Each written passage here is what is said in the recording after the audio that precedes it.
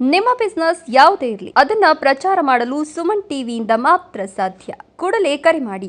Sir, ಈಗ ನಂದಿ ಭಾಷಾ ಅಂತಂದ್ರೇನೆ ಚಿಕ್ಕಬಳ್ಳಾಪುರದಲ್ಲಿ ಒಂದು ಬ್ರ್ಯಾಂಡ್ ಅಂತ ಹೇಳ್ತಾರೆ.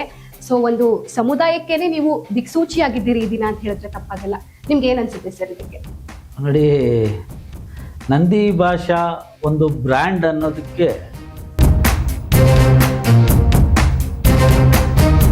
ನಮ್ಮ ಚಿಕ್ಕಬಳ್ಳಾಪುರ ನೀವು ಹೇಳಿದಾಗೆ ಭೋಗನಂದೀಶ್ವರ ನಂದಿ ದೇವಸ್ಥಾನ ತುಂಬಾ ಪ್ರಖ್ಯಾತಿಯನ್ನು ಪಡೆದಿದೆ. ತುಂಬಾ ಅಮೂಲ್ಯವಾದಂತಹ ಜಾಗ ಅಂತಾನೆ ಹೇಳ್ಬೋದು ನಾವು. ನೀವೇನಾದ್ರೂ ನಂದಿ ದೇವಸ್ಥಾನದ ರಥ ತಯಾರಿಸೋದ್ರಲ್ಲಿ ಏನಾದ್ರೂ ಇನ್ವಾಲ್ವ್ ಆಗಿದ್ರಾ? ನಾನು ಆಗ್ಲೇ ಹೇಳಿದೆ ನಿಮಗೆ, ನಮಗೂ ಭೋಗನಂದೀಶ್ವರ ಸ್ವಾಮಿಗೂ ಅವಿನಾಭಾವ ಸಂಬಂಧವಿದೆ.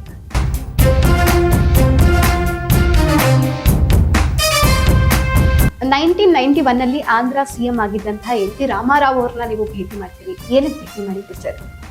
ನೋಡಿ, ನಾನಾಗ ಒಬ್ಬ ವಿದ್ಯಾರ್ಥಿ.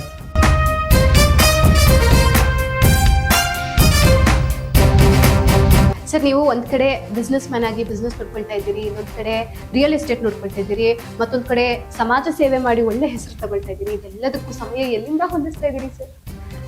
ನೋಡಿ, ಸಮಯ ನಮಗೆ ಕೊಡೋದಿಲ್ಲ.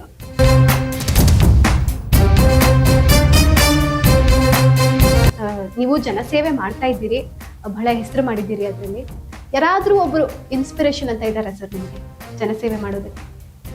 ನೋಡಿ, ಬಹಳ ಒಳ್ಳೆಯ ಪ್ರಶ್ನೆ. ಎಲ್ಲ ತರ ಜನ ಇದ್ದಾರೆ, ಎಲ್ಲ ಭಾಷೆ ಇದೆ, ಎಲ್ಲ ಧರ್ಮಗಳಿದ್ದಾವೆ.